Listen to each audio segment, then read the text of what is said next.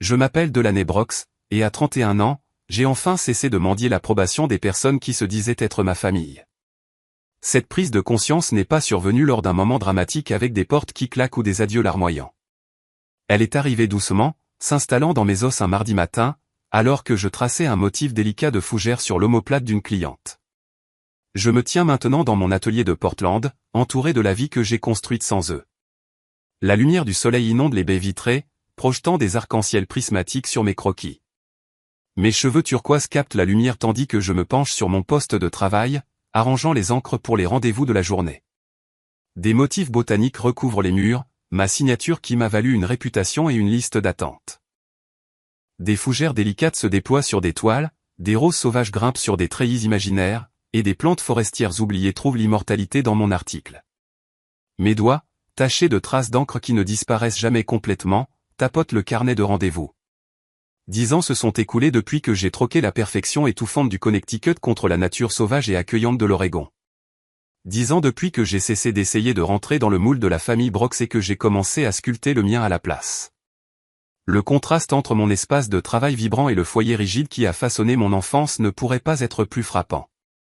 De retour à Ridgefield, dans le Connecticut, la maison coloniale de 4 chambres qui abritait la famille Brox se dressait comme un monument à la respectabilité. La pelouse restait méticuleusement entretenue, les haies taillées à des hauteurs identiques, les parterres de fleurs épanouies dans des couleurs coordonnées approuvées par l'association de quartier. Rien ne poussait à l'état sauvage là-bas. Rien n'y était autorisé. Père, jamais papa, toujours père Charles Brox, a bâti son cabinet d'avocat fiscaliste sur la réputation et les apparences. Ses costumes sur mesure correspondaient au vernis poli de son personnage public, et sa poignée de main concluait des affaires de plusieurs millions de dollars avec des familles qui faisaient confiance à ses cheveux poivre et sel parfaitement peignés et à son regard stable. À table, il dispensait sa sagesse sur l'importance de ce que pensent les autres, comme s'il s'agissait d'une écriture sainte. La réputation est une monnaie, disait-il, coupant sa viande en carrés précis, et le nom des Brox vaut son pesant d'or. Mère, Eleanor pour ses amis, Madame Brox pour tous les autres, présidait 3 comités d'église et organisait le gala de charité annuel. Son calendrier débordait d'obligations sociales, chacune soigneusement sélectionnée pour maintenir ou élever le statut de notre famille. Elle se déplaçait dans les pièces avec une grâce étudiée, son collier de perles rebondissant légèrement contre ses clavicules alors qu'elle riait à des blagues pas drôles venant de personnes qu'elle méprisait secrètement. Les apparences comptent, Delaney, chuchota-t-elle une fois en me pinçant le bras lors d'une garden party quand j'avais pris un 2e biscuit. Les gens regardent. Les gens regardent. Mes frères complétaient le portrait de famille parfait, Derek et Lucas, les fils dorés avec des avenirs tracés à l'Ivy League dès le berceau. Derek excellait dans les débats et est parti à Yale en pré-droit. Lucas, le prodige des maths, collectionnait les bourses universitaires comme des trophées et a finalement atterri à la Harvard Business School. Leur réalisation ornait la cheminée et alimentait les vantardises de père lors des dîners au country club. J'étais la tache sur une toile autrement immaculée, la fille qui posait trop de questions et coloriait en dehors des lignes, au sens propre comme au figuré. Pendant que mère sélectionnait soigneusement mes robes pour le service du dimanche et que père traçait mon chemin vers une université acceptable, je rêvais en couleurs qu'il ne pouvait pas nommer. La famille Brox vivait selon un code non écrit. Chaque décision, des destinations de vacances aux céréales du petit déjeuner, passait par le filtre du jugement extérieur. Que vont penser les gens de nous, résonnait dans notre maison, rebondissant sur les murs immaculés et se déposant dans les coins où la poussière ne s'accumulait jamais parce que mère ne le permettait pas. La première fois que j'ai vraiment compris ma place dans la hiérarchie familiale, j'avais 12 ans. Après des semaines de supplications, j'avais convaincu mère de m'acheter une coloration capillaire temporaire, juste une seule mèche violette qui s'en irait après quelques shampoings. Je l'ai appliquée moi-même, les mains tremblantes d'excitation alors que je regardais la couleur s'épanouir contre mes cheveux bruns. Le résultat m'a ravi, une petite rébellion contenue dans une seule mèche de violet. J'ai dévalé les escaliers, impatiente de la montrer avant le dîner de remise des diplômes de Derek. Père leva les yeux de son journal, son expression passant de la distraction au dégoût en l'espace d'un battement de cœur. Absolument pas, dit-il, sa voix froide comme le givre de janvier. Va laver ça immédiatement. Mais c'est juste temporaire, ai-je plaidé. Ça aura disparu d'ici lundi. J'ai dit non. Son journal est revenu en place, un mur entre nous. Nous partons pour le dîner de Derek dans 30 minutes. Tu ne te joindras pas à nous en ressemblant à ça. Charles, intervint Mère, sa voix basse. Les gens vont demander où elle est. Dis-leur qu'elle est malade, une grippe intestinale. Il ne baissa pas le journal. Il vaut mieux qu'ils pensent qu'elle est malade que de la voir ressembler à une sorte de délinquante. Je suis resté figé dans le salon, le poids de ces mots se déposant sur moi comme un linceul. Pas la déception de manquer le dîner de célébration au restaurant préféré de Derek, mais la facilité désinvolte avec laquelle j'avais été exclu, effacé pour maintenir l'image de la famille. Plus tard ce soir-là, je me suis assise seul dans ma chambre, grignotant un sandwich que Mère avait laissé avant leur départ. À travers la fenêtre de la cuisine du voisin, je pouvais voir ma famille rassemblée autour d'une table chez les Peterson d'Accent Grave Côté, où ils s'étaient arrêtés avant de se rendre au restaurant. Ils riaient ensemble, la main de Père tapotant l'épaule de Derek avec fierté. Le visage de Mère était animé alors qu'elle parlait, Lucas souriant à quelque chose que quelqu'un avait dit. Ils avaient l'air complets sans moi. Parfait, même. J'ai pressé ma paume contre le verre froid de ma fenêtre, regardant ma famille exister sans moi, et quelque chose a changé dans mon cœur. La fin constante de leur approbation a commencé à faire mal différemment, moins désespéré, plus résigné. J'ai réalisé alors que leur amour venait avec des conditions que je ne pourrais peut-être jamais satisfaire, des règles que je ne pourrais jamais comprendre.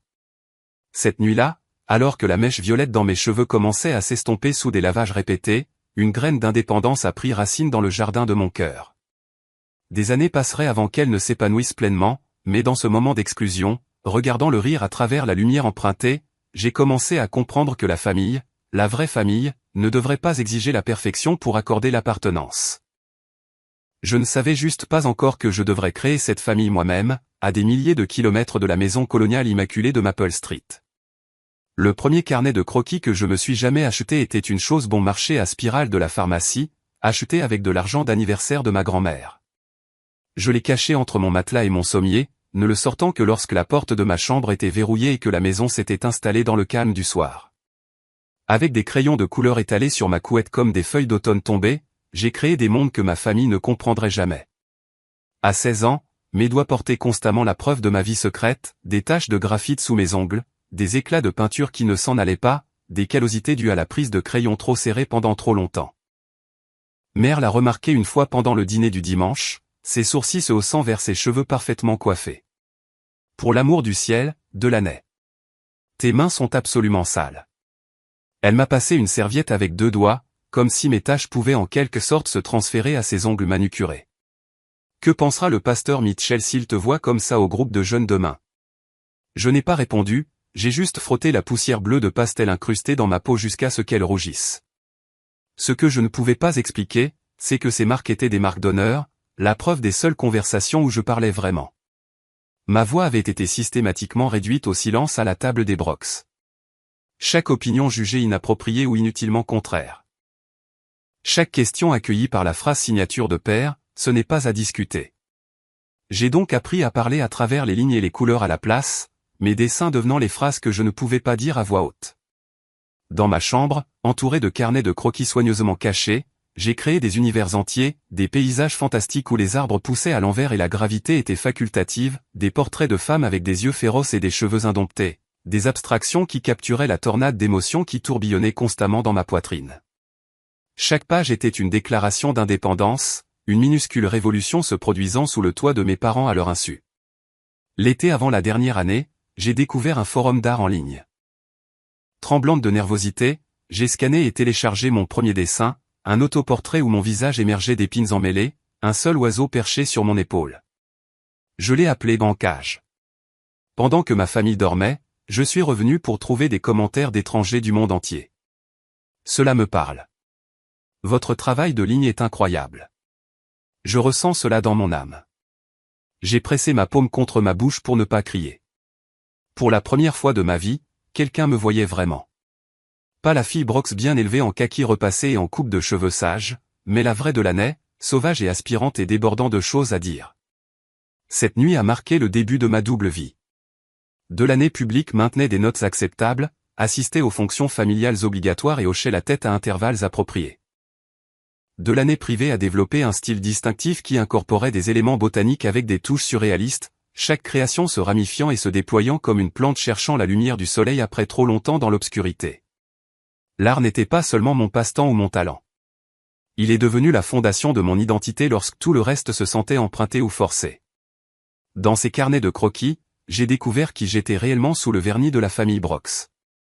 La conversation sur l'université a commencé exactement comme je m'y attendais, lors d'un dîner soigneusement orchestré à l'automne de ma dernière année. Père a attendu que le dessert soit servi avant de s'éclaircir la gorge et de placer une brochure de Dartmouth à côté de mon assiette. J'ai parlé avec William Harrison, a-t-il annoncé, faisant référence à son camarade de collège qui siège maintenant au conseil d'administration de Dartmouth. Il m'a assuré qu'ils examineront favorablement votre candidature, malgré votre... Il s'est arrêté, cherchant une phrase diplomatique, malgré votre performance académique quelque peu incohérente. Mère rayonnait au-dessus de son cheesecake intact. L'économie serait parfaite pour toi, Delaney, si polyvalente, et le campus de Dartmouth est absolument magnifique en automne. Mes frères ont échangé des regards entendus. La machine familiale fonctionnait précisément comme prévu, un autre enfant Brox étant intégré dans sa case prédéterminée.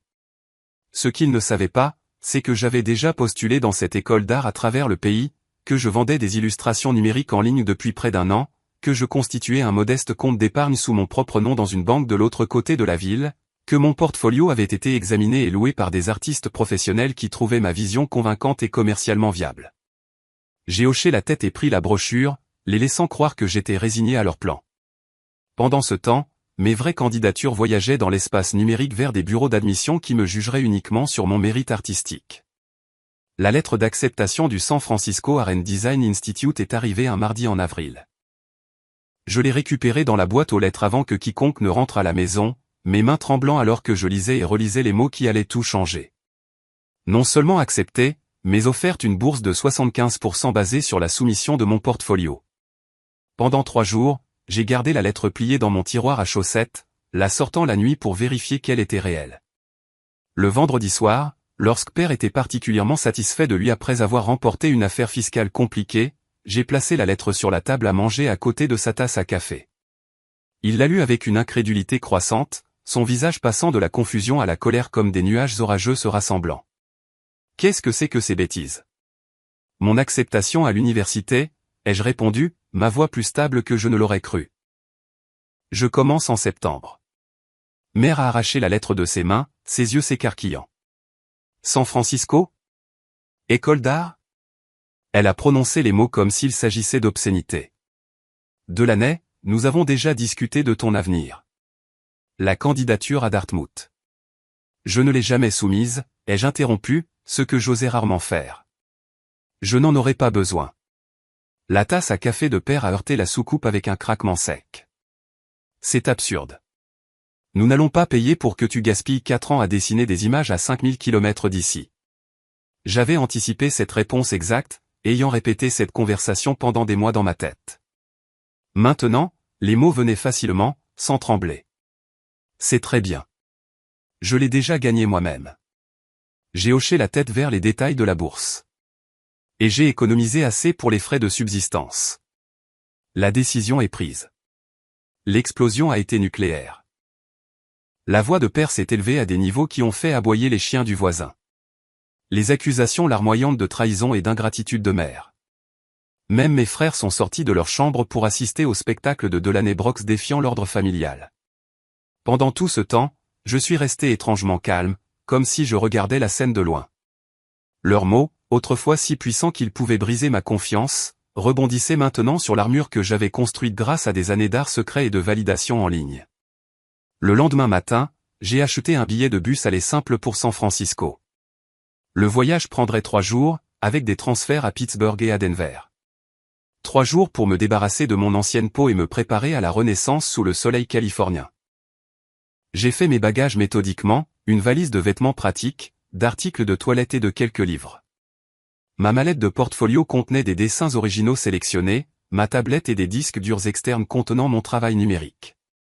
Tout ce qui comptait tenait dans 2 sacs. Aucun adieu dramatique n'a perturbé mon départ. Père était parti au travail sans me parler. Mère est restée dans sa chambre avec un mal de tête. Mes frères étaient commodément ailleurs. La maison me semblait plus vide que d'habitude alors que je descendais mes sacs dans l'escalier familier une dernière fois. Dehors, la lumière du soleil printanière mouchetait sur la pelouse manucurée. Je me suis arrêté au bout de l'allée, me retournant pour jeter un dernier coup d'œil à la maison coloniale où j'avais passé 18 ans à chercher une approbation qui n'est jamais venue. Les fenêtres symétriques me fixaient sans expression, ne révélant rien du tumulte intérieur. Le bus s'est éloigné des rues immaculées de Ridgefield, m'emmenant vers un avenir que j'avais conçu moi-même. À travers la fenêtre maculée, j'ai regardé ma maison d'enfance rétrécir et finalement disparaître dans un virage. La tension dans ma poitrine, une compagne constante aussi longtemps que je pouvais m'en souvenir, a commencé à s'atténuer à chaque borne kilométrique que nous dépassions. Pour la première fois de ma vie, j'avais choisi l'art plutôt que l'approbation. La route à venir était incertaine et potentiellement difficile, mais elle était à moi, complètement, indéniablement à moi. San Francisco m'a accueilli comme la famille que je n'ai jamais eue. Le brouillard a roulé à travers le Golden Gate chaque matin, enveloppant la ville dans une étreinte argentée qui ne ressemblait en rien à la bienséance étouffante de Ridgefield. Ici, des baristas aux cheveux verts servaient du café à des hommes d'affaires en costume sans un regard de plus. Des professeurs avec des tatouages recouvrant toute la manche donnaient des conférences sur les techniques classiques. La ville palpitait de possibilités qui dilataient mes poumons à chaque respiration. « Tu te retiens », a déclaré le professeur Winters lors de ma première critique, tapotant un doigt usé contre mon carnet de croquis. Ses propres bras s'épanouissaient de pivoines de style japonais qui disparaissaient sous ses manches retroussées. Ces études botaniques ont une compétence technique, mais où es-tu dedans? La question m'a secoué. Où étais-je? Après 18 ans à me rétrécir pour rentrer dans des espaces trop petits pour mon esprit, je le savais à peine. Ma colocataire Zoé m'a traîné dans son salon de tatouage préféré ce week-end, insistant sur le fait qu'il était temps pour mon baptême à l'école d'art. Le studio sentait l'antiseptique et la possibilité. Les murs couverts de feuilles flash présentaient de tout, des encres traditionnelles aux abstractions à l'aquarelle. « Que veux-tu » a demandé l'artiste, une femme nommée Morgane dont les cheveux argentés étaient coupés courts d'un côté, longs et fluides de l'autre. J'ai déplié le dessin que j'avais esquissé et affiné pendant des semaines, une seule tige de digital avec des fleurs s'épanouissant sur mon avant-bras intérieur. Ces fleurs sont toxiques, ai-je expliqué. Mais elles sont aussi un médicament à la bonne dose. Les yeux de Morgane se sont plissés au coin. Je sais exactement ce que tu veux dire. La piqûre de l'aiguille m'a fait pleurer, mais j'ai accueilli la sensation. À chaque ligne gravée dans ma peau, j'ai revendiqué un territoire. Mon corps, mon choix, ma déclaration d'indépendance permanente. Quand je suis revenu en classe le lundi matin, je portais une chemise à manches courtes pour la première fois depuis mon arrivée. Le professeur Winters l'a remarqué immédiatement, examinant le tatouage en cours de guérison avec un intérêt professionnel. Maintenant, nous arrivons quelque part, a-t-elle souri.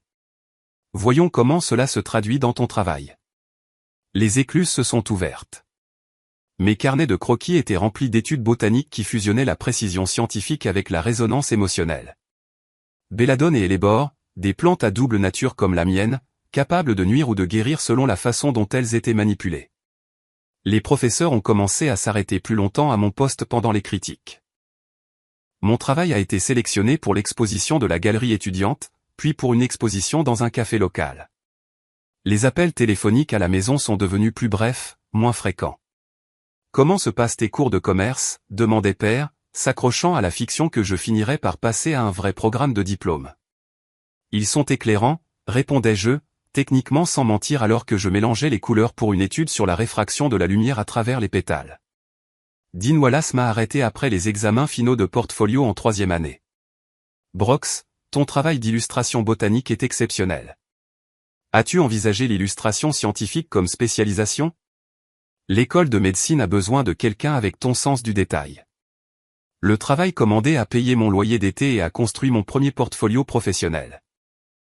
J'ai encadré le talon de chèque de l'université et l'ai accroché au-dessus de mon bureau, la preuve que l'art pouvait être à la fois passion et profession, malgré ce que ma famille avait prédit.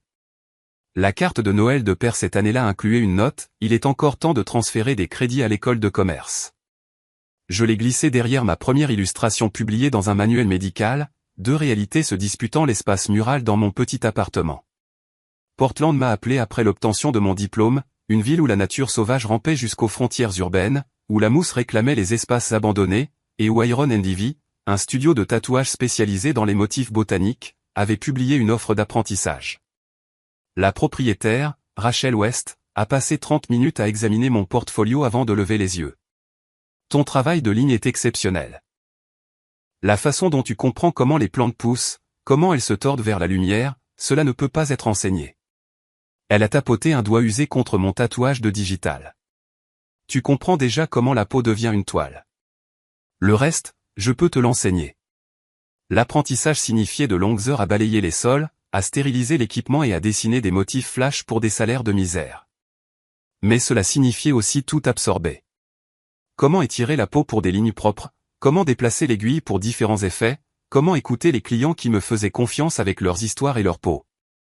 Pourquoi des lilas? J'ai demandé à une femme dans la soixantaine qui avait demandé les fleurs violettes sur son omoplate. Ma mère les cultivait, a-t-elle expliqué. Elle est partie depuis 20 ans maintenant, mais chaque fois que je sens leur floraison, je la sens avec moi. Ses yeux se sont embués. Je veux toujours l'emporter avec moi. Chaque client apportait des histoires gravées en eux avant même que je ne touche l'aiguille à la peau, l'étudiante couvrant les cicatrices d'automutilation avec des fleurs de cosmos, la survivante du cancer du sein réclamant un terrain altéré avec des fleurs de cerisier, le veuf incorporant l'écriture manuscrite de sa femme dans une pièce commémorative. Ce n'étaient pas seulement des clients. Ils sont devenus des connexions, des personnes qui me faisaient confiance avec leur douleur, leur guérison, leur transformation. J'ai créé un espace sûr pour leur vulnérabilité, quelque chose qui ne m'avait jamais été offert à la maison. 2 ans après mon apprentissage, mes motifs botaniques ont développé une liste d'attente. 4 ans plus tard, Rachel m'a appelé dans son bureau. J'ouvre un deuxième emplacement, a-t-elle dit sans préambule. J'ai besoin de quelqu'un en qui j'ai confiance pour être mon partenaire dans le magasin d'origine. Elle a fait glisser des papiers sur son bureau. 51% moi, 49% toi pour commencer. Nous réexaminons les pourcentages dans 2 ans. À 25 ans, je suis devenu copropriétaire d'un studio de tatouage respecté. Le jour où j'ai signé les papiers du partenariat, j'ai appelé à la maison pour la première fois depuis des mois. Je suis devenu copropriétaire d'une entreprise, ai-je dit amère, prudente dans mes mots. Sa voix s'est éclaircie. Oh, quel genre d'entreprise, ma chérie? Le genre qui est rentable et respecté dans son domaine, ai-je répondu, esquivant toujours. Eh bien, ton père sera heureux d'apprendre que tu as enfin trouvé une voie sensée, a-t-elle dit, la satisfaction réchauffant son ton. Peut-être que tu utiliseras enfin ce passe-temps artistique pour de vraies cartes de vœux ou quelque chose de respectable. Je l'ai laissé croire ce qu'elle avait besoin de croire. La vérité ne ferait que la décevoir, et j'avais cessé de chercher l'approbation que je ne recevrais jamais. Mon propre appartement est rempli de plantes et de lumière. Ma peau a accumulé plus d'art, un jardin que je porte avec moi partout. Iron Endivi a prospéré sous notre partenariat, présenté dans des magazines régionaux et réservé des mois à l'avance. Puis est arrivée l'enveloppe en ivoire dans mon courrier, adressée dans l'écriture parfaite de mère. À l'intérieur, l'invitation au mariage de Derek, des lettres dorées en relief annonçant son union avec Caroline Elizabeth Montgomery de Greenwich, Connecticut, à l'église épiscopale Saint-Matthew, suivie d'une réception au Ridgefield Country Club. Une note manuscrite a glissé entre le papier cartonné, de l'année, nous espérons que tu rejoindras la famille pour le jour spécial de Derek. Veuillez porter des couleurs neutres, les manches longues sont préférables, et évitez les tons de cheveux vifs pour les photos. Mère, la douleur familière a fleuri sous mes côtes. 6 ans à construire ma vie, mon entreprise, ma réputation, et pourtant toujours réduite à un embarras potentiel. Toujours demandé de cacher qui j'étais devenu. Rachel m'a trouvé en train de fixer l'invitation pendant la pause déjeuner. Mauvaise nouvelle? Nouvelle de la famille, ai-je clarifié, faisant glisser la note vers elle. Apparemment, je suis la bienvenue au mariage de mon frère tant que je fais semblant d'être quelqu'un d'autre. Elle l'a lu, les sourcils se haussant. Qu'est-ce que tu vas faire? La question m'a hanté pendant des jours. Une partie de moi voulait arriver dans toute sa gloire, cheveux turquoise, tatouages exposés, portant la robe vintage argentée à paillettes que j'avais trouvée dans une boutique locale. Une autre partie, la jeune fille toujours affamée d'appartenance, chuchotait que le compromis pourrait ouvrir des portes à la réconciliation. J'ai réservé mon vol, emballé la robe argentée au lieu du beige demandé, pris des dispositions pour que mon assistant couvre les rendez-vous du week-end. J'ai porté un pull sur mes tatouages pour la cérémonie, mais je l'ai enlevé à la réception, la robe argentée captant la lumière alors que je bougeais. Le sourire crispé de mère m'a tout dit quand je suis arrivé. Nous avons organisé des places au dernier rang, ma chérie. Pour les photos de famille? Peut-être pourrais-tu te tenir derrière ton cousin Thomas? Il est assez grand, tu vois. J'avais satisfait à la moitié de leurs exigences, et pourtant je me suis retrouvée effacée, assise là où je ne serais pas remarquée, positionnée sur des photos où je pourrais être recadrée plus tard, présentée à des parents éloignés comme notre fille qui vit dans l'Oregon, sans aucune mention de mon entreprise prospère. Le schéma s'est révélé avec une clarté parfaite. L'acceptation viendrait toujours avec des conditions que je ne pourrais pas remplir. L'appartenance exigerait toujours une diminution que je ne pourrais pas soutenir. Sur le vol de retour vers Portland, j'ai regardé les nuages passer sous l'aile et je me suis fait une promesse silencieuse. La prochaine célébration nécessitant la famille se déroulerait selon mes conditions, dans mon espace, avec des personnes qui aimaient tout de moi, non pas malgré les couleurs et les lignes que j'avais ajoutées à ma vie, mais à cause d'elles. Un an plus tard, une autre invitation au mariage est arrivée un mardi, un papier cartonné crème glacée avec des lettres dorées qui captaient la lumière alors que je la retournais dans mes mains. Mon frère Lucas allait se marier avec Vanessa, une chirurgienne pédiatrique avec une garde-robe de perles et de cardigans que notre mère adorait. J'ai tracé mon doigt sur les bords en relief, à la recherche d'un soupçon de connexion authentique dans le libellé formel. Une plus petite carte est tombée de l'enveloppe, une note supplémentaire imprimée spécialement pour moi. Le Four Seasons Boston maintient un code vestimentaire strict. Aucun tatouage visible n'est autorisé. Veuillez prévoir en conséquence. Je fixe ces mots jusqu'à ce qu'ils se brouillent. Pas, nous avons hâte de te voir. Pas, ce sera si bon d'avoir toute la famille réunie. Juste un avertissement clinique sur mon existence étant incompatible avec leur événement soigneusement orchestré. Mon téléphone vibre avec un texto de Lucas. As-tu reçu l'invitation? Maman a insisté pour la note sur le code vestimentaire. Bien sûr, elle l'a fait. Je considère mes options tout en regardant les gouttes de pluie dévaler la fenêtre de mon atelier. Je pourrais porter des manches longues dans la chaleur de juin. Je pourrais me tartiner de maquillage spécial conçu pour cacher qui je suis devenu. Je pourrais me tordre dans leur moule pour un jour de plus. Je ne serai pas présente, je tape en retour. Félicitations à toi et à Vanessa. Lucas appelle immédiatement. Delaney, allez. C'est mon mariage. Je comprends cela, dis-je, gardant ma voix stable, et c'est un bel endroit avec des règles qui ne me conviennent pas. Tu pourrais te couvrir pour une journée, plaide-t-il, pour la famille. Je jette un coup d'œil aux fleurs sauvages qui s'épanouissent sur mon bras, chaque pétale un jalon dans mon voyage loin de leur suffocation. Ce n'est plus quelque chose que je suis prête à faire. Le silence s'étire entre nous, rempli d'ultimatums tacites. Les événements familiaux sont devenus des champs de bataille où mon identité est l'ennemi. D'abord, c'était « Veuillez vous habiller de manière appropriée pour Thanksgiving ». Ensuite, peut-être laisser l'anneau de nez à la maison pour Noël. Chaque invitation venait avec des conditions de plus en plus spécifiques pour ma présence. Maman et papa seront déçus, dit finalement Lucas. Ils le sont généralement, je réponds, et je termine l'appel.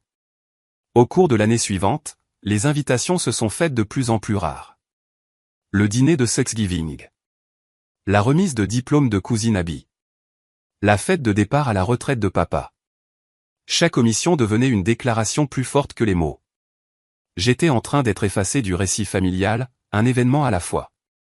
Lorsque les photos Facebook sont apparues, issues d'événements dont je n'avais pas eu connaissance, une fête d'anniversaire surprise pour mes parents, un week-end de réunion de famille, j'ai réalisé que je n'étais même plus rejeté. J'avais tout simplement cessé d'exister dans leur monde. Le coup de grâce est arrivé quelques mois plus tard, lors d'un appel téléphonique de tante Sarah, toujours la médiatrice de la famille. Sa voix avait ce ton particulier réservé à l'annonce de mauvaises nouvelles enveloppées d'une fausse gentillesse. Delaney, ma chérie. À propos du mariage de Madison le mois prochain. Madison, ma plus jeune cousine, qui me suivait autrefois partout avec un carnet de croquis, me suppliant de lui donner des cours de dessin. Le truc, c'est, continue tante Sarah, qu'ils ont peur que tu influences les plus jeunes invités. Tous ces tatouages, tes choix de vie. Les futurs beaux-parents de Madison sont très traditionnels, et tout le monde a pensé qu'il serait peut-être préférable que je ne vienne pas, j'ai terminé pour elle, les mots amers mais familiers. Bien sûr, nous t'aimons tous, ajouta-t-elle rapidement. C'est juste que les occasions familiales ont certaines attentes. J'observe un client à travers la vitre de mon studio, admirant la manche botanique que j'avais terminée la semaine dernière. Elle croise mon regard et lève le pouce, son visage illuminé par la joie de se voir reflété dans l'art qu'elle a choisi. Vous savez quoi, tante Sarah? Vous pouvez tous arrêter de vous inquiéter.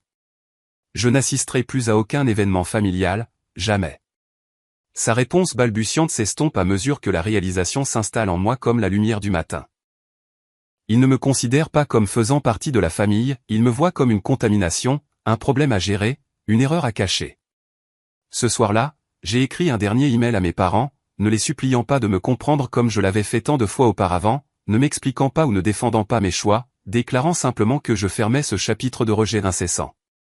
Mon doigt plane au-dessus de l'envoi alors que les souvenirs déferlent, les dîners d'enfance où ma voix était réduite au silence, les années d'adolescence où mon art était rejeté comme une phase, l'espace vide sur les photos de famille où j'aurais dû me tenir.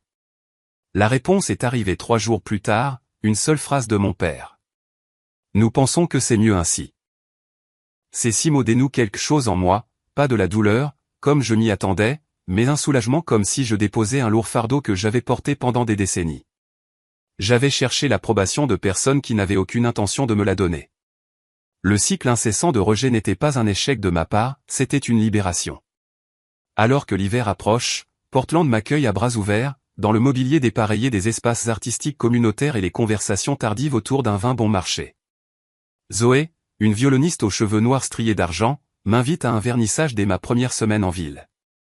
De la chair fraîche, plaisante-t-elle, passant son bras dans le mien alors qu'elle me présente à tout le monde. Gareth, un poète aux yeux doux et aux mains marquées par des années de travaux de construction, me montre les meilleurs cafés pour dessiner. Fiona, qui crée des installations artistiques à partir d'électronique jetée, m'aide à trouver mon appartement avec les parfaites fenêtres orientées au nord. Aucun d'eux n'exige d'explication sur qui je suis. Aucun d'eux n'impose de conditions pour appartenir. Lorsque Thanksgiving approche, je me prépare à la douleur familière de l'exclusion.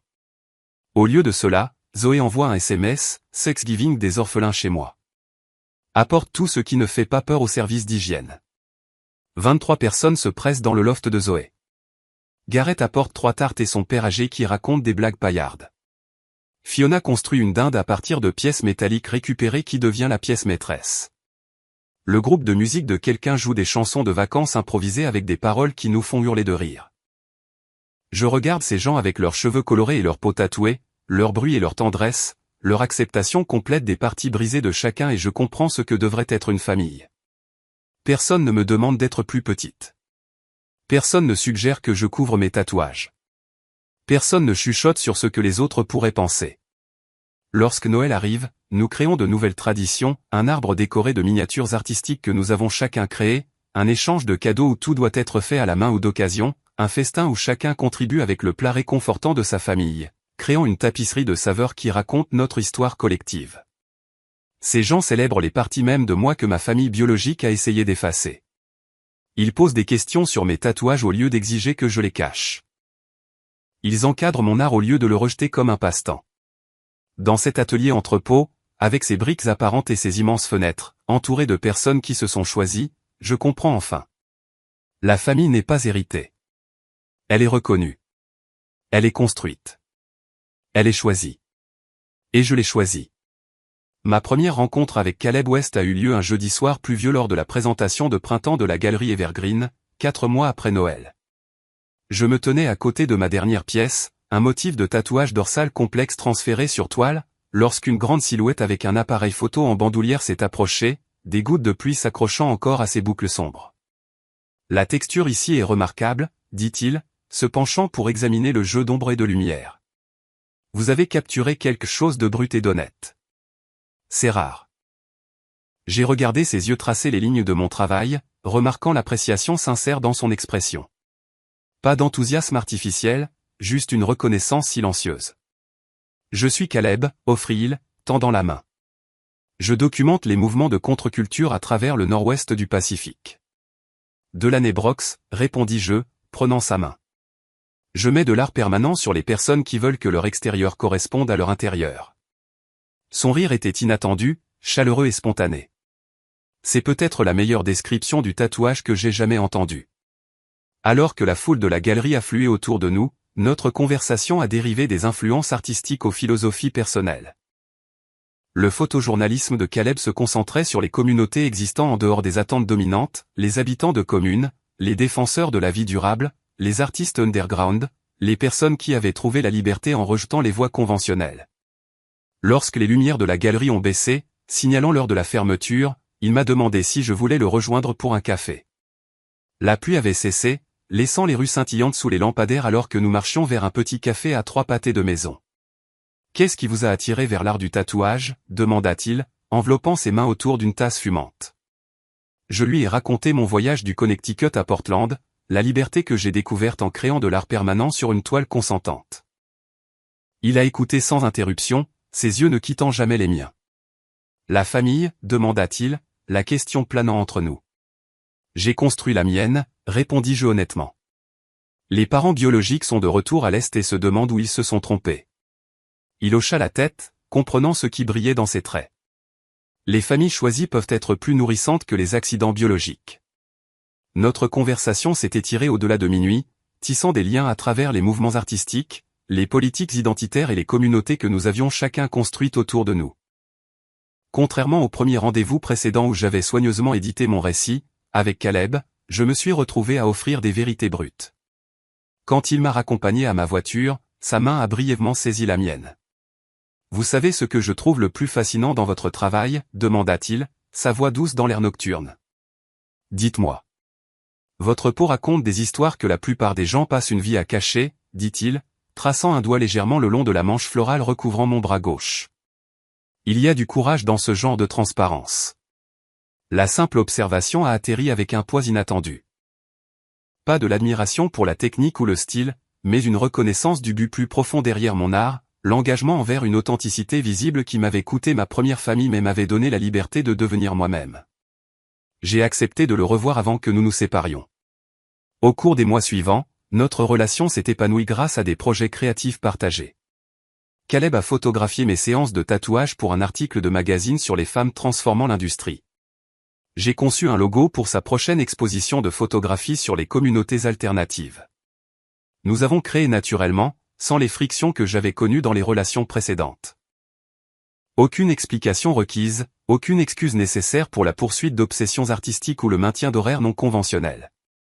Lorsque je l'ai invité à se joindre à la célébration du 5e anniversaire de mon studio, il est arrivé tôt pour aider à organiser les meubles et est resté tard pour laver les godets d'encre. Ma famille choisit Jasmine et Marcus du studio, Tori de l'appartement au-dessus, même le vieux professeur Hammond l'a accueilli sans réserve. Il correspond, observa Jasmine un soir après le départ de Caleb, les bras croisés alors qu'elle se penchait contre le cadre de la porte. Pas de période d'adaptation, pas de navigation maladroite, il appartient juste ici. L'observation m'a semblé significative. Mes partenaires précédents avaient abordé mon cercle avec prudence, traitant mes amis comme des obstacles à surmonter plutôt que des personnes à embrasser. Caleb s'est intégré de manière transparente, apportant du pain fait maison au dîner du dimanche et se souvenant des préférences de café de chacun sans qu'on le lui dise.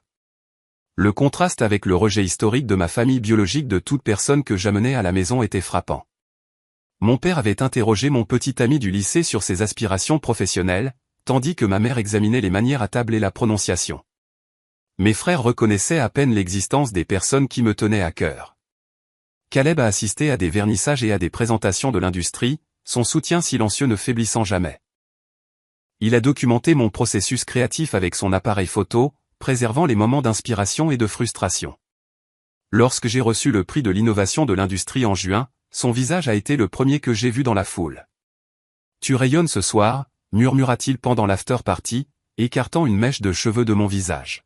« Je suis heureuse », répondis-je, la simple vérité de la chose me surprenant. « Ça te va bien », dit-il, déposant un baiser sur mon front. Nous avons construit notre relation sur une base de soutien mutuel et d'acceptation sincère. Il comprenait mon besoin d'espace créatif et respectait mes limites sans s'offenser. J'ai appris à accepter ces retraites occasionnelles dans une contemplation silencieuse, sans les prendre personnellement. Pour notre premier anniversaire, Caleb a suggéré un week-end sur la côte de l'Oregon. Nous avons loué un petit cottage surplombant le Pacifique, les fenêtres ouvertes pour capturer le rythme constant des vagues contre le rivage. Après une journée à explorer les bassins de marée et à ramasser des pierres intéressantes, nous sommes retournés regarder le coucher de soleil peindre l'horizon en orange et rose brillant. Caleb semblait inhabituellement nerveux, ses mains tripotant l'appareil photo qu'il n'avait pas utilisé de l'après-midi. « J'ai quelque chose pour toi », dit-il alors que l'obscurité s'installait autour de nous et que les étoiles commençaient à apparaître au-dessus de nous. De sa poche, il sortit une petite boîte en bois, sculptée à la main avec de délicats motifs floraux. Mon cœur s'est emballé dans ma poitrine alors qu'il la plaçait dans ma paume. « Ouvre-la » insista-t-il doucement. À l'intérieur se trouvait une bague en argent, dont le design était immédiatement reconnaissable, une petite fleur sauvage, poussant à travers du béton fissuré, l'image exacte de mon premier tatouage. Celui que j'avais dessiné moi-même à 19 ans, marquant ma décision de quitter définitivement le Connecticut. La première fois que tu m'as montré ce tatouage, dit Caleb, sa voix ferme malgré l'émotion qui brillait sur son visage, tu m'as dit qu'il représentait la résilience, la beauté émergeant des difficultés. J'ai hoché la tête, les mots momentanément hors de portée. C'est ce que je vois en toi chaque jour, continua-t-il. Non pas malgré ton passé, mais à cause de la façon dont tu as grandi à travers lui. Il prit la boîte dans mes mains tremblantes. Je veux passer ma vie à aimer ton moi authentique, Delaney. Chaque histoire, chaque cicatrice, chaque moment de devenir. La bague attrapa le clair de lune alors qu'il la tenait entre nous. Veux-tu m'épouser? À cet instant, le poids d'une vie à chercher l'approbation de personnes qui ne la donneraient jamais a complètement disparu. Voici un homme qui me voyait complètement peau tatouée, choix non conventionnel, ambition artistique et offrait non seulement l'acceptation, mais la célébration. Oui, murmurai-je, puis plus fort. Oui. Alors qu'il glissait la bague à mon doigt, le symbole de la fleur sauvage pressant doucement contre ma peau, j'ai réalisé que j'avais enfin trouvé ce que ma famille biologique n'avait jamais réussi à fournir, un amour inconditionnel, sans exigence de performance. Nous avons scellé notre promesse par un baiser alors que les vagues s'écrasaient contre le rivage, le son des forces naturelles remodelant le littoral, une toile de fond appropriée à ce moment de transformation. Avec Caleb, je ne me battais pas pour être vu ou je ne luttais pas pour être valorisé. J'existais simplement, pleinement et librement, dans le cercle de ses bras. Nous sommes restés enlacés sous la lumière des étoiles, planifiant un avenir construit sur les bases que nous avions déjà établies, une base de respect mutuel, de partenariat créatif et du genre d'amour qui n'exige pas de cacher les vérités inconfortables. Pour la première fois depuis que j'ai quitté le Connecticut, je me sentais complètement chez moi. Mes fiançailles avec Caleb n'ont pas été planifiées avec des tableaux Pinterest ou des tableaux de vision, cela s'est produit un mardi au hasard lorsque nous avons réalisé que nous avions construit quelque chose dont aucun de nous ne voulait vivre sans. Au moment où il a glissé cette bague émeraude vintage à mon doigt, je savais exactement deux choses, je voulais passer ma vie avec cet homme, et dire à ma famille serait le test final de tout ce que j'avais construit depuis que j'avais quitté le Connecticut. Es-tu sûr de vouloir leur dire, demanda Caleb, ses doigts traçant des cercles sur mon épaule alors que nous étions allongés dans le lit ce soir-là. On pourrait juste leur envoyer une annonce après. J'ai secoué la tête, sentant un étrange calme s'installer en moi. Une dernière chance. Je dois leur donner une dernière occasion de me voir réellement. Le lendemain matin, j'ai rédigé l'email avec des mains stabilisées par le café. Pas de déclaration dramatique ou d'ultimatum, juste de simples faits. Caleb et moi sommes fiancés. Nous planifions une petite cérémonie à Portland en octobre. Nous aimerions que vous fassiez partie de ce nouveau chapitre de nos vies. Mon doigt a plané au-dessus du bouton d'envoi pendant 3 respirations avant d'appuyer dessus. Le doux bruissement du message envoyé semblait si banal pour quelque chose qui ressemblait à lancer une fusée éclairante dans le ciel sombre du Connecticut. L'espoir a brièvement vacillé une braise dangereuse que je pensais éteinte depuis des années. Peut-être que cette étape franchie comblerait enfin le fossé entre qui j'étais et qui il voulait que je sois. Peut-être qu'un mariage serait assez important pour qu'ils essaient. La réponse de ma mère est arrivée en quelques heures, ces mots aussi précis que son écriture. Nous aimerions bien sûr rencontrer ce jeune homme avant de donner notre bénédiction. Peut-être pourriez-vous tous les deux visiter Ridgefield bientôt? L'ajout de mon père est venu en bas. Félicitations. Allez-vous atténuer les choses pour les photos? J'ai regardé l'écran, attendant la piqûre familière de leur rejet. Au lieu de cela, j'ai senti la clarté m'envahir comme de l'eau fraîche. Rien n'avait changé. Toutes ces années passées loin, et ils me voyaient toujours comme quelque chose à réparer, quelqu'un à approuver sous condition. Aucune larme n'est venue. Seulement une décision. Ils veulent te rencontrer, ai-je dit à Caleb ce soir-là, lui tendant ma tablette avec l'email affiché. Pour t'évaluer, devrais-je dire. Ses yeux ont scanné le message, sa mâchoire se serrant légèrement à la question de mon père. Et que veux-tu? Demanda-t-il, posant la tablette de côté. La pression a augmenté au cours des semaines suivantes. Maman a appelé avec des suggestions sur les tenues de mariage appropriées, des couleurs pâles qui ne jurent pas avec mes cheveux, dont elle espérait toujours qu'ils retrouveraient leur état naturel avant la cérémonie. Papa a envoyé des informations par email sur un cousin photographe spécialisé dans les portraits classiques qui résisteraient à l'épreuve du temps. Nous serions heureux de contribuer financièrement, a mentionné maman lors de notre 3e appel, sa voix mielleuse de contrôle. Bien sûr, cela signifierait s'adapter à certaines traditions familiales. Des traditions qui n'avaient jamais inclus quelqu'un comme moi. Lorsqu'ils ont demandé que nous visitions le Connecticut afin qu'ils puissent évaluer correctement Caleb avant le mariage, le jugement à peine voilé est devenu impossible à ignorer. Ils traitent ça comme si tu postulais à un poste, ai-je dit à Caleb, faisant les 100 pas dans notre appartement, l'entretien du gendre convenable.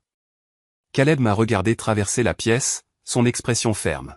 « Que veux-tu faire » demanda-t-il pour la 3e fois cette semaine. Il décortiquerait tout chez toi, ai-je continué. Tes mains d'artiste, tes tatouages, la façon dont tu parles de ton travail. Il sourirait poliment en décidant que tu n'es pas assez bien. Je peux supporter l'examen minutieux, dit-il doucement. Mais il ne s'agit pas de moi, c'est ta décision entièrement. J'ai cessé de faire les 100 pas, saisi par la simplicité de sa déclaration. Ma décision, pas la leur. Ils ne m'ont jamais vu, ai-je murmuré. Pas une seule fois en 31 ans. Alors peut-être qu'ils ne méritent pas d'être aux premières loges pour le reste de ta vie, suggéra-t-il. La vérité a atterri avec une clarté étonnante. Ils ne seraient pas invités. La réalisation n'a pas apporté la satisfaction vindicative que j'aurais pu attendre il y a des années. Il ne s'agissait pas de vengeance ou de punition. Il s'agissait d'autoprotection, de la dernière limite que je devais tracer autour de la vie que j'avais construite. Je ne veux pas qu'ils soient là, ai-je dit, les mots apportant un soulagement immédiat. Je ne veux pas passer le jour de notre mariage à attendre leur approbation ou leur critique. Je ne veux pas scanner la foule à la recherche d'expressions de désapprobation ou me préparer à des commentaires sur mon apparence. Caleb traversa la pièce et prit mes mains. Alors nous construisons cette journée à notre façon. La planification de notre mariage s'est transformée d'un champ de mine en une célébration. Au lieu de naviguer dans la politique familiale, nous avons choisi des fleurs en fonction uniquement de ce qui nous faisait sourire. Notre lieu, le jardin sur le toit de notre restaurant local préféré, nous reflétait parfaitement avec son charme botanique urbain. Nous avons conçu une cérémonie qui honorait notre parcours, des lectures de livres qui nous avaient façonnés, de la musique qui nous avait portés à travers des moments difficiles, des vœux que nous avons écrits ensemble lors de soirées arrosées de vin. Et tes parents, demanda Stella lors de notre rendez-vous café hebdomadaire, son inquiétude étant sincère. Regretteras-tu de ne pas les avoir là? J'ai passé des années à regretter de ne pas avoir les parents dont j'avais besoin, ai-je répondu, me surprenant moi-même avec la paix derrière mes mots. J'en ai fini avec ça maintenant.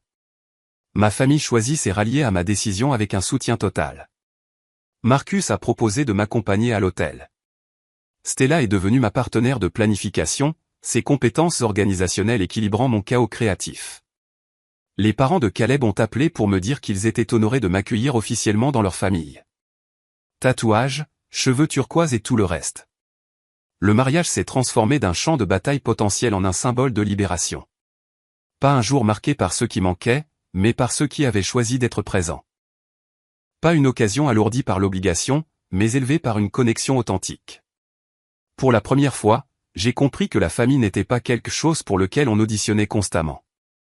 C'était quelque chose que l'on construisait, choix après choix, avec des gens qui vous voyaient clairement et vous aimaient quand même. Notre mariage serait le premier jour de cette nouvelle création. Une célébration non pas de ce que nous faisions semblant d'être, mais de ce que nous avions toujours été sous les attentes des autres. Libre. Je m'appelle Delaney Brooks, et aujourd'hui j'épouse l'homme qui m'aime exactement comme je suis. L'entrepôt converti surplombant la rivière Willamette brille de guirlandes lumineuses qui se reflètent sur l'eau, créant des constellations en bas pour correspondre aux étoiles au-dessus. Octobre à Portland apporte une brise fraîche qui transporte le parfum des feuilles tombées et de la possibilité à travers les portes coulissantes ouvertes. Cet espace, qui abritait autrefois des machines industrielles et des stocks d'entreprises, berce aujourd'hui la célébration la plus authentique de ma vie. Prête, demande Mira, ajustant la dernière fleur dans ma tresse lâche. Ses mains, fermes après des années de tatouage à mes côtés, travaillent avec une précision exercée. Je me tourne pour faire face au miroir en pied, appuyé contre la brique apparente. La femme qui me regarde ne ressemble guère à la fille qui cachait autrefois des carnets de croquis sous son matelas dans le Connecticut. Mes cheveux turquoise tombent en cascade sur mes épaules nues, et la soie de ma robe d'eau nue révèle le tatouage sur ma colonne vertébrale que j'ai conçu moi-même. Mon histoire. Ma peau. Les mots coulent le long de mes vertèbres, dans une écriture qui ressemble à des vignes grimpantes. Plus que prête. Je réponds en passant mes doigts sur la délicate broderie de perles à ma taille. 31 ans en préparation. La musique change pas la marche nuptiale traditionnelle que ma mère aurait exigée, mais une version acoustique de la chanson sur laquelle Caleb et moi avons dansé le soir de notre rencontre. Mon signal. Je parcours l'allée seul par choix. Pas parce qu'il n'y a personne pour me donner, mais parce que j'ai passé des années à me reprendre en main. Les visages qui se tournent pour observer mon approche appartiennent à des personnes qui ont choisi d'être ici, des artistes dont le travail est exposé à côté du mien dans des galeries, des clients dont la peau porte mon art, des amis qui ont laissé de la place pour ma transformation. Leurs yeux reflètent une approbation qui ne nécessite ni performance, ni prétention. Caleb attend sous une installation de grue en papier et de sculpture en fil de cuivre créée par nos amis artistes. Ses yeux s'écarquillent à ma vue, et des larmes se forment immédiatement. Cet homme, avec son œil de photographe pour la beauté dans des endroits inattendus, me voit complètement. Tu es tout, murmure-t-il alors que je le rejoins, sa voix se brisant. Notre officiant, Marcus, qui dirige la galerie où Caleb et moi avons exposé ensemble pour la première fois, sourit aux invités assemblés. Nous sommes réunis aujourd'hui non pas pour assister au début d'une relation, mais pour reconnaître un lien qui existe déjà. Cette cérémonie est une déclaration publique d'une dévotion privée que Delaney et Caleb ont construite grâce à la créativité, à l'honnêteté et au courage d'être pleinement eux-mêmes. Merci d'être présents. Les vœux que nous échangeons ne contiennent aucune promesse d'obéissance ou de servitude. Au lieu de cela, nous nous engageons à accepter l'évolution de chacun, l'authenticité en toute saison, et la liberté de créer sans jugement. Je promets de ne jamais te demander de te rapetisser pour mon confort, dit Caleb, sa voix stable maintenant malgré les larmes qui coulent sur ses joues. Ta sauvagerie est la raison pour laquelle je suis tombé amoureux de toi. Quand je parle, ma voix porte jusqu'aux poutres sans trembler. Je promets de me tenir à tes côtés, jamais derrière toi ni devant toi. Je te choisis les yeux ouverts et le cœur plein, non pas parce que tu me complètes, mais parce que tu célèbres mon entièreté. Des rires ponctuent la cérémonie, sincères et débridés. Quand je cafouille avec l'anneau, manquant de le faire tomber entre les lattes de bois sous nos pieds, personne ne halète d'horreur. Au lieu de cela, Marcus lance, des mains d'artiste précises avec l'encre, maladroite avec les bijoux et la foule éclate de rires complices. Alors que nous nous embrassons pour sceller nos vœux, des acclamations éclatent et semblent faire trembler les lustres industriels au-dessus de nos têtes. Je sens quelque chose se poser dans ma poitrine, une certitude qui s'est construite depuis que je suis descendu de ce bus à San Francisco avec rien d'autre que de la détermination et un portfolio. C'est ça, se sentir appartenir. La réception découle naturellement de la cérémonie, l'espace se transformant alors que des ampoules Edison illuminent des stations de nourriture proposant une cuisine de nos restaurants locaux préférés.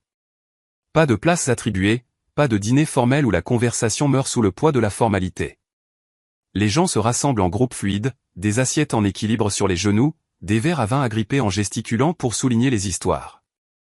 Contre un mur, Vince, un tatoueur local qui m'a encadré quand j'ai emménagé à Portland, a installé un petit stand proposant des motifs commémoratifs. Rien d'élaboré, de minuscules symboles que les invités peuvent choisir pour marquer ce jour.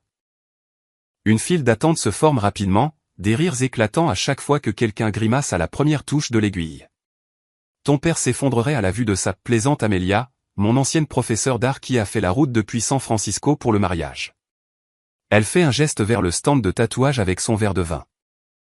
C'est en partie pour ça que j'aime ça, j'admets, en regardant la cousine de Caleb se faire tatouer un petit cœur géométrique sur son poignet, bien qu'honnêtement, j'ai arrêté de prendre des décisions basées sur ce qui horrifierait ma famille il y a des années.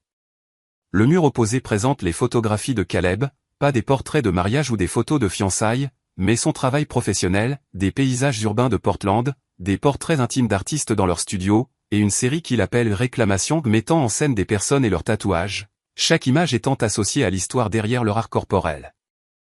Mon portrait est accroché au centre, dos à la caméra, tatouage sur la colonne vertébrale entièrement visible, visage tourné juste assez pour montrer mon profil illuminé par la lumière de l'or doré. Vous avez créé quelque chose de remarquable ici, dit Marcus, apparaissant à mon coude avec une assiette d'amuse-gueule, et je ne parle pas seulement du mariage. Je suis son regard autour de la pièce vers le groupe diversifié de personnes qui forment notre famille choisie, vers l'art qui nous entoure, vers l'atmosphère de célébration non alourdie par la prétention. Nous voulions un mariage qui soit authentique, lui dis-je, pas une performance. Mission accomplie, dit-il, me serrant l'épaule avant de s'éloigner pour discuter avec d'autres invités. Alors que la nuit s'avance, Caleb me trouve près de la table des desserts et enroule ses bras autour de ma taille. « Qu'est-ce que ça fait d'être Madame Reed » murmure-t-il contre mon oreille. Je me retourne dans son étreinte, croisant son regard. En fait, je suis toujours de l'année Brox, et tu es toujours Caleb Reed, deux personnes entières qui se sont choisies. Son sourire s'élargit. Je ne voudrais pas qu'il en soit autrement. La célébration continue jusqu'aux petites heures du matin.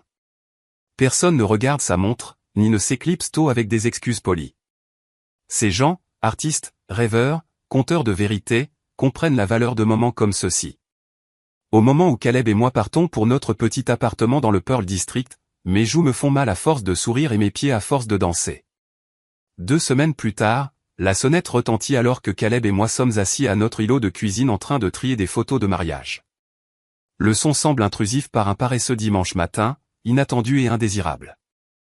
Caleb se lève le premier, se dirigeant pieds nus vers la porte. J'entends le grincement familier de son ouverture, suivi d'un silence anormal qui me tire de mon tabouret. Quand j'atteins l'entrée, le passé se tient sur notre paillasson. Père a l'air plus âgé, ses épaules légèrement voûtées sous sa veste de costume sur mesure.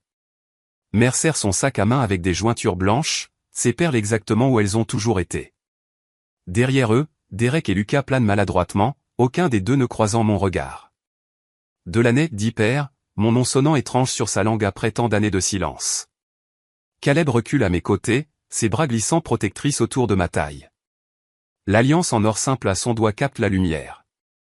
Pouvons-nous entrer, demande Mère, sa voix cassante d'une politesse forcée.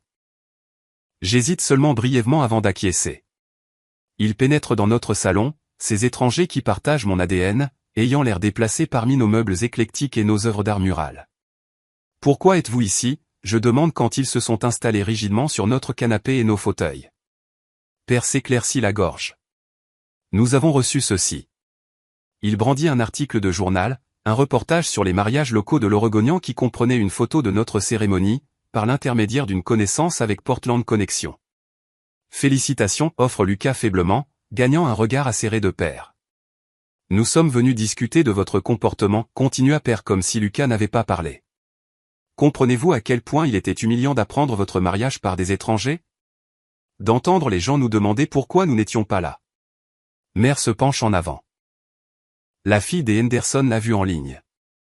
Elle a posé la question à Eleanor à son déjeuner de charité. Elle parle comme si cela expliquait tout, comme si l'embarras social justifiait leur soudaine apparition après des années de silence.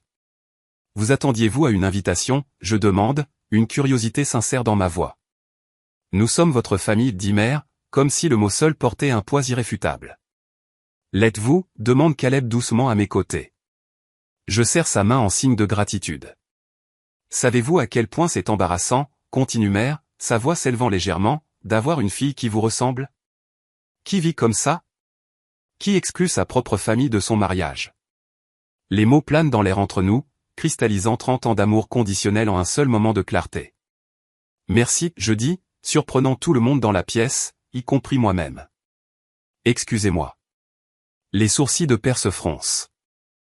Merci de confirmer ce que j'ai toujours su. Ma voix reste stable, ma main toujours fermement dans celle de Caleb. Vous n'êtes pas contrarié d'avoir manqué mon mariage. Vous êtes contrarié que les gens sachent que vous l'avez manqué. Je me lève, et Caleb se lève avec moi. Ensemble, nous nous dirigeons vers la porte, l'ouvrant en invitation claire à leur départ. J'ai construit une vie entourée de personnes qui m'aiment pour qui je suis, pas pour qui vous vouliez que je sois, je leur dis, regardant chaque membre de la famille dans les yeux, c'est quelque chose qui vaut la peine d'être célébré. Ils partent le dos raide et les lèvres serrées, pas d'embrassade ni de promesse de rester en contact. La porte se ferme sur 30 ans d'amour conditionnel, avec un clic doux qui sonne comme la liberté. Caleb me serre dans ses bras alors que leurs pas s'éloignent dans le couloir. Ça va ? Je presse mon front contre son épaule et respire profondément. Oui, je dis, et je le pense. Je vais enfin bien. L'aiguille de mon tatouage bourdonne contre la peau de Parker, une douce vibration qui nous relie au-delà des mots. Elle grimace légèrement alors que je trace les contours d'un papillon émergeant de ce qui ressemble à du verre brisé, son premier tatouage à 39 ans. Ma mère m'a dit que les tatouages étaient pour les gens sans avenir, murmure Parker alors que je m'arrête pour essuyer l'excès d'encre. Je l'ai cru pendant 20 ans. J'acquiesce, une compréhension circulant entre nous comme un courant, la mienne a dit qu'ils étaient pour les gens qui n'avaient rien à perdre. Et nous voilà, rit Parker, la tension dans ses épaules s'apaisant. Il s'avère qu'ils se sont trompés sur beaucoup de choses. 3 mois se sont écoulés depuis mon mariage. 3 mois à me réveiller à côté de Caleb sans ce nœud familier d'anxiété dans mon estomac, me demandant si aujourd'hui serait le jour où je gagnerais enfin l'approbation de ma famille. 3 mois à traiter à travers mes carnets de croquis et mes journaux, déversant des décennies de rejet sur des pages qui retiennent ma douleur sans jugement. Dans les heures calmes de mon studio, j'ai créé plus que de l'art. J'ai construit une compréhension. Chaque coup de pinceau et chaque entrée de journal m'ont aidé à reconnaître que ce que ma famille considérait comme de la rébellion était en réalité de la survie. Mes cheveux colorés, mes tatouages, mon refus de me rapetisser, ce n'étaient pas des armes brandies contre eux, mais des boucliers que j'ai fabriqués pour me protéger. Presque fini, je dis à Parker, ajoutant les touches finales à son papillon. Comment ça fait? Comme la liberté, dit-elle, les yeux qui brillent. Comme si j'étais enfin autorisé à exister dans mon propre corps. Ces mots cristallisent quelque chose que je ressens depuis l'ouverture d'Ambeing Collective il y a 6 semaines. Ce qui a commencé comme un studio solo est devenu un sanctuaire pour les nouveaux clients comme Parker, des personnes qui guérissent de la honte corporelle, des familles qui leur ont appris que leur corps n'était pas vraiment les leurs. J'ai transformé ma compréhension en but, en créant un espace où la vulnérabilité est honorée plutôt qu'exploitée. Les murs vermentent, les chaises confortables, l'absence de miroir, sauf en cas de nécessité, chaque détail conçu pour dire « Vous êtes à votre place ici, exactement comme vous êtes ». Voilà, je dis, posant mes outils et nettoyant doucement la pièce finie. Jetez un coup d'œil. Le soupir de joie de Parker nourrit quelque chose d'affamé dans mon âme. C'est parfait, murmure-t-elle, touchant la peau autour de son nouveau tatouage avec respect. C'est exactement comme j'imaginais que ça le serait. Je sais qu'elle ne parle pas seulement du papillon. Plus tard ce soir-là, après avoir fermé le studio à clé, mon téléphone vibre avec un SMS d'un numéro que je reconnais encore, malgré des mois de silence. Lucas. Mon frère cadet. On peut se parler? Un café un de ces jours? Mes mains tremblent légèrement alors que je montre le message à Caleb de l'autre côté de notre table de cuisine. Il tend la main vers mes doigts, les stabilisant avec sa paume chaude. Qu'est-ce que tu veux faire? Demande-t-il, sa voix neutre, encourageante sans diriger. Je ne sais pas, j'admets, regardant ces 7 simples mots qui portent en quelque sorte le poids de décennies. Une partie de moi veut l'ignorer. Quelque part. Et l'autre partie? Je trace le grain du bois de notre table. Est curieuse. 3 jours plus tard, je suis assise en face de Lucas dans un café à égale distance de nos maisons, la sienne dans la banlieue, la mienne au centre-ville. Il a vieilli d'une manière qui me surprend. De fines lignes autour de ses yeux qui n'étaient pas là à Noël il y a 2 ans, quand il s'est tenu silencieusement pendant que notre père faisait des remarques blessantes sur mes choix de vie malheureux. Tu as l'air bien, Del, dit-il, utilisant prudemment mon surnom d'enfance, comme tester la glace sur un lac gelé. Merci, je réponds, ni froide ni chaleureuse, attendant. Lucas serre ses mains autour de sa tasse, ses jointures blanchissant. Jenny est enceinte, dit-il enfin. 4 mois. Félicitations, j'offre, le pensant malgré tout. Ça me fait réfléchir à des choses. À la famille. Il lève les yeux, croisant mon regard directement. Au genre que je veux créer. Le bruit ambiant du café s'estompe alors que Lucas prononce des mots que je ne m'attendais jamais à entendre. Je suis désolé, dit-il, sa voix se fissurant légèrement, de ne pas t'avoir défendu, d'avoir privilégié l'approbation de papa à tes sentiments, de faire semblant de ne pas voir à quel point il te blessait. Je reste parfaitement immobile, craignant que le mouvement ne brise le sort qui a rendu ce moment possible. Jenny et moi avons parlé de la façon dont nous voulons élever notre enfant, continue-t-il, et je n'arrête pas de penser à toi. À la façon dont je ne veux jamais que mon enfant se sente comme tu as dû te sentir, comme si tu devais gagner ton appartenance. Ces excuses ne sont pas parfaites, elles n'effacent pas des années de complicité. Mais elles sont sincères. Et je reconnais le courage qu'il a fallu pour traverser le gouffre que notre famille a créé. Je ne demande pas un pardon immédiat, ajoute rapidement Lucas. Je voulais juste que tu saches que j'essaie de comprendre. Et que j'aimerais reconnaître ma sœur, la vraie, pas la version que papa voulait que tu sois. Nous avons parlé pendant 2 heures. J'ai établi des limites claires pour toute relation future, pas de critiques sur mon apparence, pas de suggestions utiles ou sur ma carrière, pas d'attentes selon lesquelles je me conformerai un jour au moule de la famille Brox. Je ne cherche plus la validation, lui dis-je alors que nous nous préparons à partir, je suis ouverte à la reconnexion, mais seulement à des conditions authentiques. Lucas acquiesce, une compréhension naissant dans des yeux qui ressemblent remarquablement aux miens. Je pense que c'est juste. Il hésite avant d'ajouter, papa et Derek pourraient ne jamais changer. Je sais, je dis, surprise de voir à quel point cette perspective me fait peu de mal maintenant. C'est leur choix de faire. En rentrant chez moi, je réalise que quelque chose de profond a changé. La réconciliation ne consiste pas à oublier le mal ou à faire semblant qu'il ne s'est jamais produit. Il s'agit de respect mutuel, et du courage de recommencer différemment. Le faire-part de mariage arrive un mardi au début du printemps, une enveloppe couleur crème avec l'écriture distinctive de ma cousine Emma. À l'intérieur, sous la demande formelle de ma présence à son mariage avec Thomas Wells, elle a écrit une note personnelle. Delaney, je veux que tu sois là exactement comme tu es, cheveux bleus sarcelles, tatouages et tout le reste. Tu as toujours été plus courageuse que nous tous. Avec amour, je trace les mots du bout de mon doigt, me souvenant d'Emma comme la cousine discrète qui semblait toujours regarder, observant la dynamique familiale avec des yeux réfléchis. Nous n'avons jamais été proches, elle était plus jeune, plus conforme aux attentes familiales, mais son invitation ressemble à une reconnaissance. Tu vas y aller ? Demande Caleb ce soir-là alors que nous préparons le dîner ensemble, nous déplaçant dans notre petite cuisine dans la danse synchronisée des personnes qui connaissent les rythmes de l'autre. Je coupe les légumes avec des mouvements précis. Je pense que oui. Le couteau tape contre la planche à découper, non pas pour le pardon, pour la clôture. Je serai juste à tes côtés, promet-il, embrassant ma tempe. 2 mois plus tard, nous arrivons à l'église historique en pierre où des générations de ma famille élargie ont célébré des étapes importantes. Mes cheveux sont fraîchement teints en bleu sarcelle, vibrant contre l'élégance simple de ma robe. La main de Caleb repose fermement contre le bas de mon dos lorsque nous entrons. Les réactions sont exactement comme je m'y attendais. Les yeux de tante Judith s'écarquillent de choc avant qu'elle ne se détourne rapidement. Oncle Robert me salue avec une politesse raide, son regard ne croisant jamais tout à fait le mien. Mes parents sont assis près du devant, les épaules raides, aucun des deux ne se retournant lorsque des chuchotements annoncent notre arrivée. Mais il y a aussi des surprises. Cousin Matthew me serre chaleureusement dans ses bras. Il était temps que tu reviennes, dit-il avec un plaisir sincère. Emma elle-même se précipite vers moi dans sa robe de pré-cérémonie, me serrant fort dans ses bras. Merci d'être venu, murmure-t-elle. Cela signifie tout.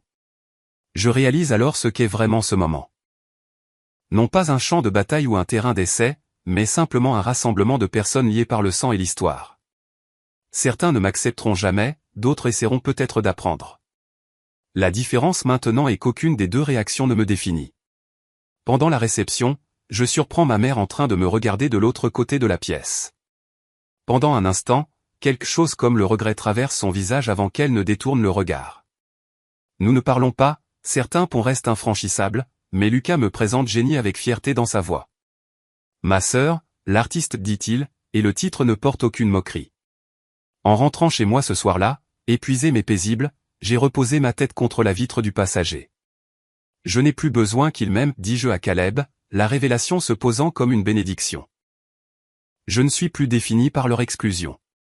Le lendemain matin dans mon journal, j'écris des mots qui ressemblent à un retour à la case départ.